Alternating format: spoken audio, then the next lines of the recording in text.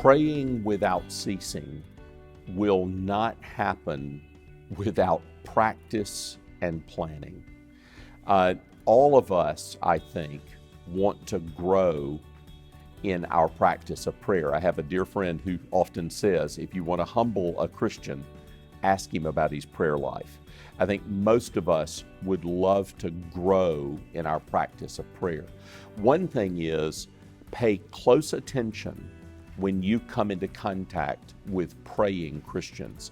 I know that my getting to know Mark Dever, the pastor of Capitol Hill Baptist Church in Washington, D.C., and my getting to know Doug Kelly, a professor of theology at RTS in Jackson and in Charlotte, had a profound effect on my prayer life, because in those two men, I met men of prayer.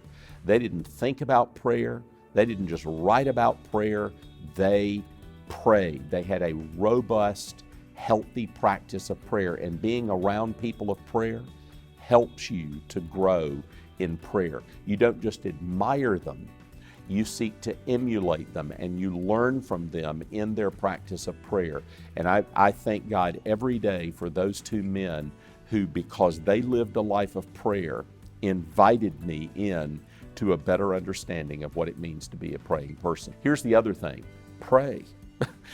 You've got to start praying. And if you don't know how to start or how to get yourself started, open up the Bible to the Psalms and just start praying the Psalms right back to God as if they are your prayers that you wrote or thought up yourself. Take the Psalms, start praying the Bible back to God. That is one of the best ways to learn how to pray without ceasing. And it's just to learn how to take the Bible and turn it back to God in prayer. Because for all of us, there are going to be days when we get up in the morning and we cannot get words out of our mouth. And there'll be a variety of reasons for that. Sometimes there's a great burden on us. Sometimes there's a great sadness on us. Sometimes we feel cold and distant from God.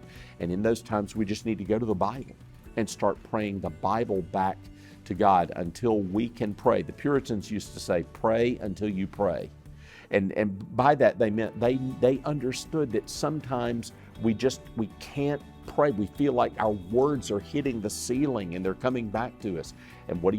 You take the Bible, you start praying it and praying it and praying it until you realize that you're praying. You're talking to God. Your soul is doing business with God. And then I would simply say this: you're going to have to plan. You're going to have regular practices that are woven into your life that allow you to pray regularly. Obviously, one of those things is learning to pray the first thing when you get up in the morning and the last thing before you go to bed at night. Weaving prayer into the regular life of your family, not just around prayers at meal times, but family prayers. Sometimes I'll take a book of prayers and I will make it my practice to pray those prayers at different times of the day, especially starting first thing in the morning. All of those things are good ways to learn how to pray without ceasing. Find good examples and learn from them. Pray the Bible back to God, and then just plan to pray. All those things will help you pray without ceasing.